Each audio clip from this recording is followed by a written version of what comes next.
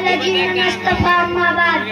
أعوذ بالله من الشيطان الرجيم بسم الله الرحمن الرحيم أقيمون الصلاة وآتوا الزكاة صدق الله العظيم محترم सामिन کرام مہمان اعظم السلام علیکم ورحمۃ اللہ وبرکاتہ آج کی اس نورانی محفل میں زکات کی اہمیت پر روشنی ڈالنا چاہتا ہوں امید ہے آپ حضرت کو بہت فرمائیں گے حضرت